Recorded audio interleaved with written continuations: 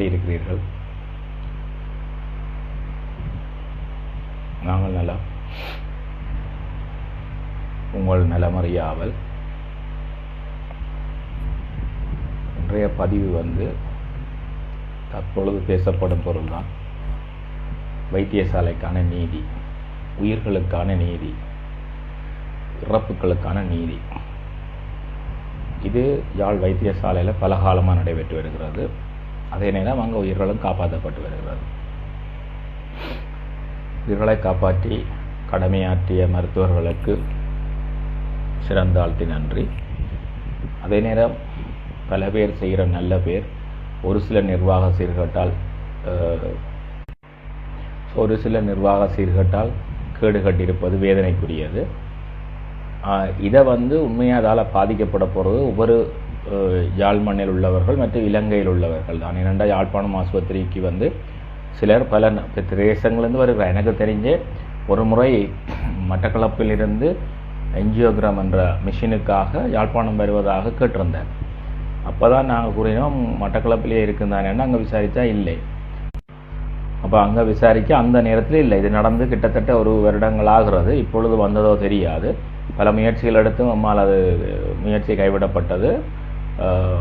பல ஒத்துழைப்புகள் இல்லாதால் அது அந்த ஆஸ்பத்திரி டைரக்டர், ஆஸ்பத்திரி நலன் விரும்பிகள் மற்றும் ரெட் கிராஸ் அனைவருடமே கதைத்தோம் நாங்கள்.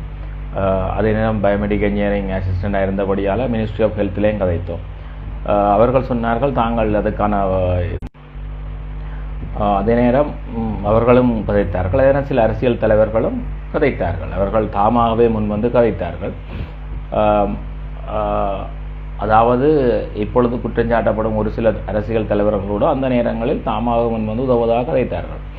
ஸோ இப்போ நோக்க வேண்டிய என்னென்று கேட்டால், உதவி என்று வரும்போது எல்லாரும் செய்ய இருக்கிறார்கள். நல்ல டாக்டர்கள் இருக்கிறார்கள், நல்ல தாதிமார் இருக்கிறார்கள், நல்ல ஊடகங்கள் இருக்கிறது, நல்ல அரசியல் தலைவரும் இருக்கிறார்கள், நல்ல ஆன்மீக தலைவரும் இருக்கிறார்கள். அதே நேரம் இங்கே நாங்கள் சொல்லப்பட்ட இடங்களில் அதற்கு கேடு விளைவிக்கும் முகமாக அங்கிருந்து செயற்படவும் இருக்கிறார்கள். ஸோ அப்போ அவர்களை இனங்கண்டு அவர்களை வெளியில் களைய வேண்டியது அல்லது இனங்கண்டு திருத்த வேண்டியது அந்தந்த அமைப்பில் உள்ள நல்லவர்கள் தான் ஒழிய நல்லவர்களும் மற்ற மக்களாகிய நாங்களும் ஊடகங்களும். ஸோ அந்த வகையில் இன்றைக்கு நான் இந்த அர்ச்சுனா என்று சொல்கிறத விட யாழ் ஆஸ்பத்திரி, அர்ச்சுனா என்று சொன்னால் அது தனிப்பட்ட பிரச்சனையாகிவிடும். யாழ் ஆஸ்பத்திரியில் இறப்புகளுக்கு நீதி அல்லது யாழ் ஆஸ்பத்திரியில் காணாமல் போனவர்களுக்கான நீதி. அங்கேயும் காணாமல் தான் போகிறார்கள். இந்த காணாமல் போனதற்கு இருக்கிற வீரவான்களுக்கு ஒரு வேண்டுகோள், இதையும் கேளுங்க. இதுவும் காணாமல் போனவர்கள்லாம் பட்டியலில் வருகிறது. அதாவது செல்லும்போது உயிருடன் செல்லுகிறார், அங்கு உயிர் இருக்கிறது, வரும்போது உயிர் இல்லை, பணமாக வருகிறார்கள். அப்போ அந்த உயிரை காணவில்லை. மற்ற இடங்களில் உடம்பையும் காணவில்லை, உயிரையும் காணவில்லை.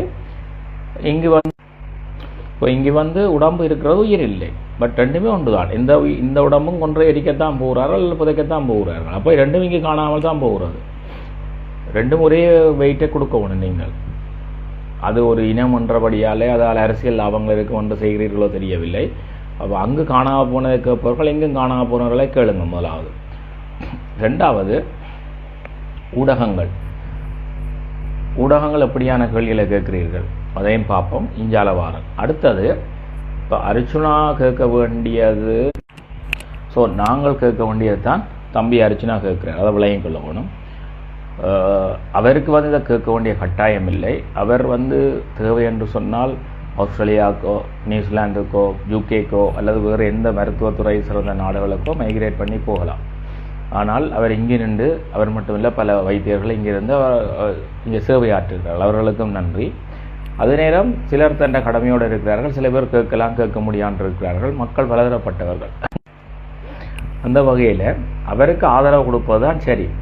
அதை விட்டுட்டு அவர் இமோஷன் ஆகிறார், தனிப்பட்ட கருத்துக்களை கேட்கறதுகள் தவறு ஆனது. இப்போ உங்களுக்கே தெரியும், ஒரு மனிதனுக்கு பல வழிகளில் பிரச்சனைகள் வந்து கொண்டிருந்தால் அவர் கொஞ்சம் ஸ்ட்ரெஸ் ஆகிறதுக்கு வாய்ப்புகள் இருக்கிறது.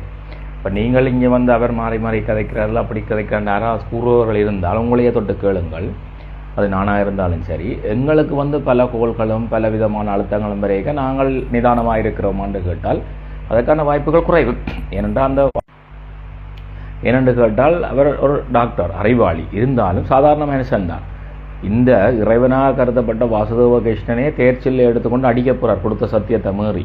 அப்போ அர்ஜுனன் கேட்குறார் வந்து நீ சத்தியம் செய்து கொடுத்துருக்குற உனக்கு கெட்ட பேரண்டு போற்றுவார் போற்றட்டும் தூற்றுவார் தூற்றட்டும் போகட்டும் கண்ணனுக்கேன்னு சொல்லிட்டு நான் அவரை வந்து வீழ்த்துவேன் என்று சொல்லுகிறார் தர்மத்தில் நிலைநாட்டுவதற்காக.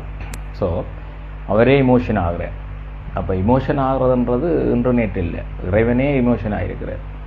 அடுத்தது விவேகானந்தர் எடுத்துக்கொண்டீங்கன்னா, ஸோ விவேகானந்த சுவாமிகள் எடுத்துக்கொண்டீங்கன்னா சிக்காகோ சொற்பொழிவு செல்கிறார். அங்கு தண்ணீர் அருந்த கூட முடியாமல் வீதிகளில் கூட தங்குற நிலை வந்தது. மீண்டு விடுவோமா தாயகம் என்று யோசிக்கும் பொழுது அவருக்கு குருதேவரின் கனவும் மற்றும் சில நண்பர்கள் உதவிகளும் கிடைத்து அவர் அமெரிக்க நாட்டு சகோதரர்களே என்ற பேச்சை எடுத்து இன்று உலகம் முழுக்க பேசப்படுற அந்த பேச்சு.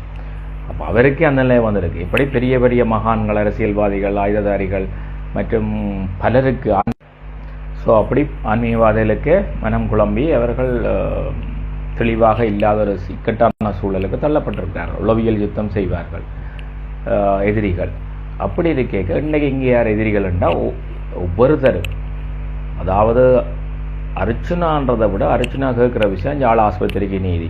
அப்போ யாழ் ஆஸ்பத்திரிக்கு நீதி வேண்டுவோர் அர்ச்சுனாவுக்கு சப்போர்ட் பண்ணியே ஆகணும். ஏனென்று கேட்டால் இப்போ அவரை மாதிரி உங்களால் கேட்க முடியாது, நீங்கள் சாதாரண மக்கள். அப்போ நீங்கள் சாதாரண மக்கள் கேட்டால் குழப்பி விடுவார்கள். உங்களுக்கு மருத்துவ தெரியாது என்று சொல்லி அனித்தீசியா குனித்தீசியா டெக்னிக்கல் டேர்முங்களை சொல்லி வந்து உங்களை குழப்பி விடுவார்கள். ஏன்னா அவர்கள் எழுதுகிற ப்ரிஸ்கிரிப்ஷன் அவர்களுக்கே விளங்காது சில பேர். ஸோ அப்படி இருக்கேக்கில்ல, பொதுவாக சொல்கிறேன், அப்படி இருக்கேக்கில்ல வந்து சாதாரண மக்கள் கேட்டால் அது எடுபடாது. மணிகட்டின மாடு கேட்டால் தான் எடுபடும். அப்போ ஒரு மருத்துவரே அதை கேட்கும்போது மக்களாகிய நாங்கள் அவருக்கு உதவி செய்யணும் மொழி அவர்கள் இருக்க குறைகளை கண்டுபிடிக்கிறதால நீங்கள் உங்களுக்கு ஆப்பு வைக்கிறீர்கள், நீங்கள் உங்களுக்கு குளிப்பறிக்கிறீர்கள். தெளிவாக சொல்கிற ஒன்றை கேட்டுக்கொள்ளுங்கள். நீங்கள் யாரெல்லாம் அர்ச்சனா விமர்சனம் வைக்கிறீர்களோ ஒன்றை தெளிவாக புரிந்து கொள்ளுங்கள். நீங்கள் உங்கள் தாய் மீது, சகோதரி மீது, சகோதரன் மீது, அப்பா அம்மா மீது விமர்சனம் வைப்பறதுக்கு ஒப்பாகும். ஏனென்றால் அவர்களுக்காகத்தான் இவர் போராடுகிறேன். தனக்கு எதுவும் கேட்டவர் போராடவில்லை, யாழ் ஆஸ்பத்திரிக்கான நீதியை கேட்டு போராடுகிறேன். அப்போ ஒவ்வொருத்தட்ட கடமை, மக்களின் கடமை, தாதிமாற்ற கடமை, ஊடகங்களின் கடமைகள் இருக்கிறது. அப்போ நீங்கள் தான் அவருக்கு சப்போர்ட் கொடுக்க வேண்டும் ஒழிய இப்படி எதிர்மறையாக கதைப்பது அழகல்ல. ஸோ அதனால் பாதிக்கப்பட போது மக்கள் தான். நீங்களும் கேட்க மாட்டீர்கள், கேட்குறவனே விட மாட்டீர்கள். ஆனால் போய் ஆலயங்கள்லேருந்து பிரார்த்தனை, கடவுளே இந்த யாழப்பான ஆஸ்பத்திரிக்கு நீதி கிடைக்காதா, இறைவா கேட்க மாட்டியா, கந்தா கேட்க மாட்டியா, கடம்பா கேட்க மாட்டியா, முருகா கேட்க மாட்டியான்னு கேட்குறீர்கள். அல்லது கிருஷ்ணா கேட்க மாட்டியா, கோவிந்தா கேட்க மாட்டியா, மாயவா கேட்க மாட்டியான்னு போய் கேட்குறீர்கள். ஆலயங்களை புலம்புகிறீர்கள். சீரடி பாபா கேட்க மாட்டியா, சத்யபாபா கேட்க மாட்டியா, பிள்ளையாரே கேட்க மாட்டியா, ஜீசஸ் கிரைஸ்டே கேட்க மாட்டியா, அல்லாவே கேட்க மாட்டியான்னு கேட்குறீர்கள். அப்போ நீங்கள் பல வழிகளில் பிரார்த்தனை செஞ்சாலும் ஒரு இடத்துல போய் பிரார்த்தனை செய்கிற இறைவன் அதுக்கு தகுதியான ஒருவரை அனுப்பியிருக்கிறார். யாழ் ஆஸ்பத்திரி நடக்க அணியை கேட்க யாழ் ஆஸ்பத்திரியிலேயே படித்த ஒரு அறிவாளி, சகலதும் தெரிஞ்ச ஒரு கல்விமான், மும்மொழி வல்லுநரை அனுப்பியிருக்கிறார் உங்களுக்காக. அவரை நீங்கள் இறைவனின் தூதனாக பார்க்காமல் அவர்கள் குறைகளை கண்டுபிடிக்கிறார். இறைவனே கோவித்திருக்கிறார் என்னும்போது இறைவனை வழிபடும் பக்தன் கோவிப்பதில் தவறில்லை, இமோஷன் ஆவதில் தவறில்லை. அப்போ உங்களுக்கு அந்த இமோஷன்ஸுகள் பெரிதாக இருக்கொழிய யாழ் ஆஸ்பத்திரி இறப்புகள் பெரிய.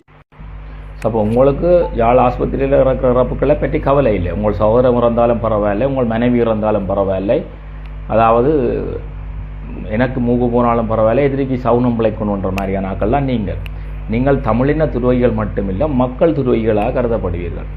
யாரெல்லாம் யாழ்ப்பாணம் ஆஸ்பத்திரிக்கு எதிராக குரல் கொடுக்குறாரோ அவர்கள் தர்மமான்களாகவும், யாரெல்லாம் ஆஸ்பத்திரி குரல் கொடுக்க இருப்பவனெல்லாம் சுயநலவாதிகளாகவும், யாரெல்லாம் ஆஸ்பத்திரிக்கு எதிராக குரல் கொடுக்குறவருக்கு எதிராக கதைப்பவர்கள் அனைவரும் மக்கள், அதாவது மக்கள் துரோகிகள். நீங்கள் ஹீரோயிசம் காட்ட ஃபேஸ்புக்கில் போடுறது, ஹீரோயிசம் காட்ட எழுதுறது, அர்ஜுனா அப்படி செய்தார், ஒருத்தர் ஸ்க்ரீன்ஷாட்டில் எடுத்து போட்டு கொண்டு இருக்கிறார் புலங்களில், அவர் மருத்துவமனைக்கு செல்லுமாறு பரிந்துரைக்கப்படுகிறீர். அடுத்தது இன்னொன்று, அவருக்கு நான் முன்னுக்கே சொல்லியிருக்கிறேன், ஒருவருக்கு மனநோயன்றது சைக்காட்ரிக் டாக்டரோட சொல்லலாது, 6 மாதம் 7 மாதம் அதனா தெரியாது, குறைஞ்சது கொஞ்சம் காலம் அவதானித்தான் சொல்லுவார்கள். இது பள்ளிக்கூடம் போகாதவர்கள், மலை கொழுங்காதவர்கள் கூட அவரை பற்றி பேசுகிறார்கள். அவருக்காகத்தான் இவர்கள் கொடுத்து கொண்டிருக்கிறேன்.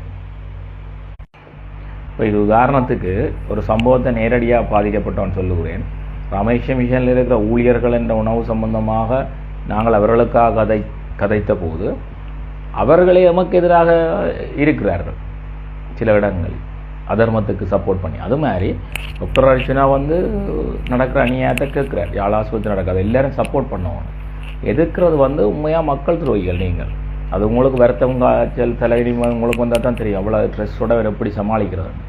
எத்தனை கோள்கள் வரும், எத்தனை மிரட்டல்கள் வரும், இவ்வளோ பிரச்சனைகள், அதை சமாளிக்க வேண்டியிருக்கும். அப்போ அவர் அப்படியான சந்தர்ப்பங்களில் ஒரு எப்படி கதைப்பதை நீங்கள் அதை பெரிதுபடுத்த வேணும். அப்போ உங்களுக்கு வந்து அப்படி இப்படி கதைக்கிறதான் பெரிய விஷயம், சாகிறது பிரச்சனை இல்லை. அப்போ இப்போ உங்களுக்கு அது விளங்கொண்டா உங்களோட வீட்டில் மருத்துவ கவலையினத்தால் ஒரு உயிர் யாழ் ஆஸ்பத்திரியில் சென்றால் மட்டும்தான் நீங்கள் உணர்வீர்கள். குறிப்பாக இந்த மீடியாக்காரரை கொண்டு சொல்கிறோம், கவனாக்களுங்க. நீங்கள் நினைக்கப்படாது மீடியா எங்கட விருப்பம் நாங்கள் எதையும் செய்வோம். சில பேர் காசுகளை வேண்டி போட்டு கொரோனா காரணம் கொண்டு வந்து விட்டு ட்ரீட் பண்ணுறாங்க யாழ்ப்பாணம். அதே மாதிரி சில பேர் 50 மீடியாவில் இருந்து கொண்டு எந்த மீடியாவுக்கு மட்டும்தான் எழுதி தாண்டு வைப்பினோம். அதுவும் தர்மம் இல்லை. அவர் எந்த மீடியாவில் இருக்கிறார், இல்லை அவர் எந்த மீடியாவில் போய் இருக்கிறாருன்னு நான் ஃபோன் பண்ணி கேட்டால் தான் தெரியும். அப்போ மீடியா தர்மம்ன்றது என்னென்னு கேட்டால், சமூகத்துக்கு மக்களுக்கு நல்ல ஒரு செய்தாருன்னா அவரை போற்றாட்டிலும் பரவாயில்ல, தூற்றப்படக்கூடாது. 4 சிவத்துக்குள்ள அவர் சொல்கிற விஷயங்கள்லாம் 40,000 பேருக்கு நீங்கள் பரப்புறீங்க. அவர்கிட்ட பர்சனல் கதைகளை கதைச்சு, காதலிகள் பற்றிய கதைகளை கதைச்சு கேட்குற நீங்கள் உத்தமரா ஒன்றை யோசிச்சு பாருங்க. பாப்போம் உங்களால் இதுக்குள்ள என்ன லாபம்? உங்களுக்கு ரிவ்யூ வேணும், உங்களுக்கு ஒரு ரிவ்யூ வேணும், உங்களுக்கு ஒரு காழ்ப்புணர்வு அடிப்படையில் தான் அந்த கேள்விகள் கேட்கப்படுது. ஆரோக்கியமான தரமான கேள்விகள் எழுதி கொண்டு போங்கள்.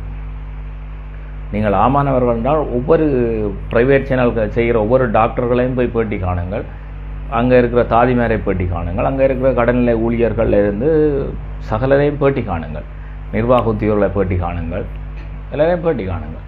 ஒவ்வொருடமிருந்து வர்ற பேட்டிகளை போடுங்கள், என்ன நிலப்பாடு. அப்போ தான் மக்களுக்கு உண்மை தெரியும், அப்போ தான் நீதி கிடைக்கும், சட்டம் வெல்லும். அப்போ நீங்கள் என்னென்ன கேள்வியை கொண்டு எழுதி கொண்டு போங்க. அர்ச்சனாட்ட கேட்குற கேள்விகள்னு சொன்னால் எழுதி கொண்டு போங்க. சரி, உங்களுக்கு எப்போ இருந்த பிரச்சனை வந்தது, சரிதானே, எப்போ இதை தெளிவாக கண்டு கொண்டீர்கள், இதுக்கான ஆதாரம் என்ன, இதை எப்படி நிறுத்தலாம் என்றதை கேளுங்க.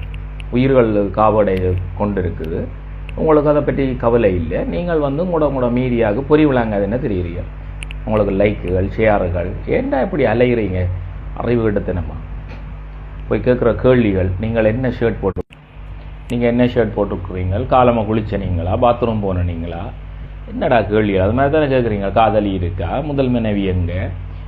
மொக்குத்தனமான கேள்விகளும் திசைதிருப்பு நடவடிக்கைகளும். அதாவது இது வந்து உங்கள்கிட்ட வர்ற மீடியாக்களை நீங்கள் அடையாளம் கண்டு தான் நீங்கள் பேட்டி கொடுக்கணும். டாக்டர் அர்ச்சனா அவர்களே, அதுவும் அவர் கேட்குற கேள்விகளை முன்னுக்கு எழுதி தர சொல்லி கேளுங்கள், அதுக்கு ப்ரிப்பேர் பண்ணி போட்டு பதில் கொடுங்கள். சமூகம் பார்த்து கொண்டிருக்கிறது. சரி, அப்படி ஒன் த ஸ்பாட் கொடுத்தாலும் சில கேள்விகளுக்கு நீங்கள் சொல்லலாம், நான் இது வந்து தனிப்பட்ட பிரச்சனை, வீட்டை வாங்க கேட்போம்னு சொல்லுங்க. மற்றது மீடியாவுக்கு வந்து அவர்கிட்ட தனிப்பட்ட பிரச்சனை கேட்கல, என்ன பொம்பளோட தனீங்களா நீங்கள் கேட்ட கேள்வி சொல்லணும். உங்களுக்கு குழந்தைகள் இருக்கிறதா, மற்றது என்ன கேட்டவர்கள், குழந்தைகள் இருக்கிறதா, காதலித்தீர்களா? சரி, குழந்தைகள் இருக்குன்னு வைப்போம். சரி, அவர் குழந்தைகள் இருப்போம்னு சொன்னால் யாழ்ப்பாணம் ஆஸ்பத்திரிக்கு நீதி கிடைச்சிடுமா? சரி, அவர் காதலிக்கவில்லைன்னு சொன்னால் யாழ்ப்பாணம் ஆஸ்பத்திரிக்கு நீதி கிடைக்குமா? அல்லது காதலிக்கிறாருன்றா தானே நீதி கிடைக்குமா?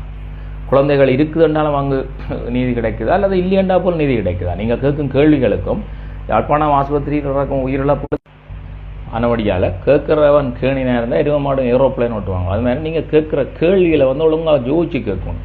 நீங்கள் கேட்குற கேள்விகளால் யாழ் ஆஸ்பத்திரிக்கு நீதி கிடைக்குமான்னு மட்டும் யோசித்து கேளுங்கோ. உயிரிழப்புக்கு நீதி கிடைக்குமான்னு கேளுங்கோ. நாளைக்கு உயிர்கள் இறக்காமல் பார்க்குமான்ற யோசிச்சு கேள்வி கேளுங்கோ. நாளைக்கு உங்களுடைய அம்மா போய் அங்கே ஆஸ்பத்திரியில் இருப்பான்னு நினச்சி கொண்டு கேளுங்கோ, அப்பா இருப்பார் நினச்சி கொண்டு கேளுங்க. நீங்களவே படுக்க வேண்டி வரலாம். நான் திருப்பியும் ஒன்றை சொல்கிறேன், இந்த ஊடகங்களில் வந்து தவறாக கேள்வி கேட்டவர்கள் நீங்கள் இதே போதனா ஆஸ்பத்திரி போக வேண்டிய நிலைமை கூட வரலாம், சரிதானே? அப்போ இங்கே மொக்குத்தனமாக கேள்வி கேட்கிறவர்கள், மொக்குத்தனமாக ஃபேஸ்புக்கில் பதிவு போடுறவர்கள், நீங்கள் கூட அல்லது உங்களோட உறவினர் கூட ஆஸ்பத்திரி போக வேண்டி வரலாம். அங்கு கூடி இது மருத்துவ குறைபாட்டால் அல்லது தவறுதலால் உயிரிழப்பு தங்களுக்கோ அல்லது வேண்டியவர்களோ இழக்கலாம். அப்போ இன்னொரு மீடியாக்காரர் வந்து இதை கொச்சைப்படுத்தும் போது தான் உங்களுக்கு அந்த அருமை தெரியும். இப்போ உங்களுக்கு தெரியாது, உங்களோட வீட்டில் ஒரு இறப்பு இல்லாதபடியாக நீங்கள் வந்து சந்தோஷமாக கேள்வியில் கேட்டுக்கொண்டிருக்கிறீர்கள். காதலி இருக்கா, கல்யாணம் முடித்தீர்களா, குழந்தை இருக்கா, என்னத்தை இந்த 3 கேள்விகளாலையும் உங்களுக்கு என்ன பிரயோஜனம்? உங்களுக்கு யூடியூப் ரிவ்யூஸ். அப்போ இந்த ரிவ்யூஸுக்காக கேள்வி கேட்குறவர் ஒன்று உங்களோட மீடியாவுக்கு பேருக்கு, இன்னொன்று ரிவ்யூஸுக்கு, 3வது பணத்துக்கு. இது 3ம் கிடைக்கக்கூடிய நிறைய படங்கள் இருக்கிறது. அதில் எடுத்து பதிவேற்றம் செய்யுங்கள். அந்த நாட்டு சட்ட அனுமதித்தால் பதிவேற்றம் செய்யுங்கள். ஆவண்டு பார்த்துட்டு உங்களுக்கு லைக் போடுவார்கள், ஷேர் போடுவார்கள், கமெண்ட்ஸ் போடுவார்கள், காசும் வரும். ஆனால் இந்த தர்ம யுத்தத்தில் உங்களை தவறாக பயன்படுத்தாதீர்கள். ஊடகங்களுக்கு கொண்டு சொல்லுகிறேன், சரிதானே? உங்களால் நல்லது செய்யாலும் கெட்டது செய்யாங்க, மொக்குத்தனமான கேள்விகளை கேட்காதீங்க. அதே மாதிரி ஒரே ஒரு அன்பான வேண்டுகோள் தம்பி அர்ச்சனா, நம்மளோட பணி சிறக்க வாழ்த்துக்கள். இல்லாமல் இறைவனை வேண்டுகிறேன், நீர் வேண்டும் வாரசுவ கிருஷ்ணன் நேரடியாகவோ அல்லது தாங்கள் வேண்டும் கிருஷ்ண பரமாத்மா தங்களுக்கு நேரடியாகவோ அல்லது மறைமுகவோ அல்லது மக்கள் மூலமாக உதவி செய்வாராக. தர்மம் வெல்லும், இது சத்திய வாக்கு. தர்மத்தின் வாழ்வதனை சூதுகவும் உறுதியில் தர்மமே வெல்லும். அது அன்று தொடக்கம் இன்று வரைக்கும் நடைபெற்று வருகிறது.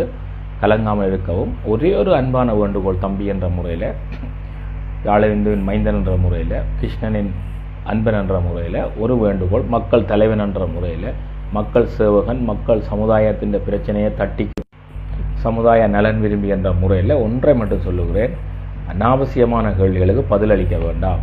அதுவும் குறிப்பாக ஆஸ்பத்திரி சம்பந்தமான இறப்புகள், தங்களுக்கு ஏற்பட்ட அநீதிகள் தொடர்பாக கேட்கப்படும் கேள்விகளுக்கு மட்டும் நிதானமாக பதிலளிக்கவும்.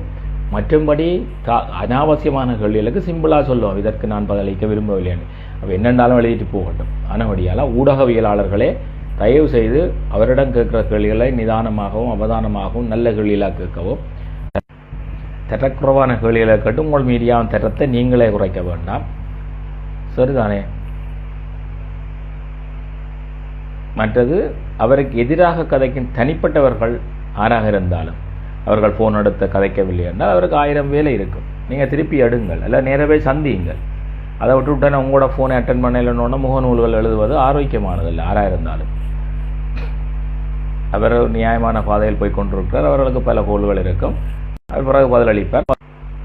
ஸோ அவர் பதிலளிக்காவிட்டால் நீங்கள் அதை பகிரங்கப்படுத்த வேண்டாம். அது ஒரு எதிர்மறை கருத்துக்களாக போட்டு அவர் தொடர்பாக எதிர்மறை கருத்துக்களை விளைவிப்பது, நீங்களே யானை தனக்கு தானே மண்ணை அள்ளி போடுவது போல். நீங்கள் தான் அவங்களுக்கு மண்ணை அள்ளி போடுவீர்கள். இப்போ இவர் இதை கேட்காவிட்டால் இந்த ஆஸ்பத்திரி பிரச்சனை வெளியில் வர போகிறதில்லை, இதே நிர்வாகம் இருக்க போகுது. அவர் அமெரிக்கா கூட போயிடலாம். இந்த கேள்வி கேட்டவர்கள் ஃபேஸ்புக்கில் அவரை பற்றி எழுதினவை தான் போய் படுக்க போகிறீங்களா ஆஸ்பத்திரியில். அப்போ உங்களுக்கு ஒவ்வொருவருக்கும் காணா போன மாதிரி சிலது போனால் தான் உங்களுக்கு தெரியும் என்ன காணா போகும், உயிரே போகுது. அப்புறம் நீங்கள் டேண்டு கத்திடா, ஃபேஸ்புக்கில் எழுத கையே இருக்கா, சில விளையாண்டா கையை எடுத்துருக்குறாங்க. இப்போ இறுதியாக ஒன்றை நான் சொல்கிறேன், வைத்தியசாலையில் நடக்கிற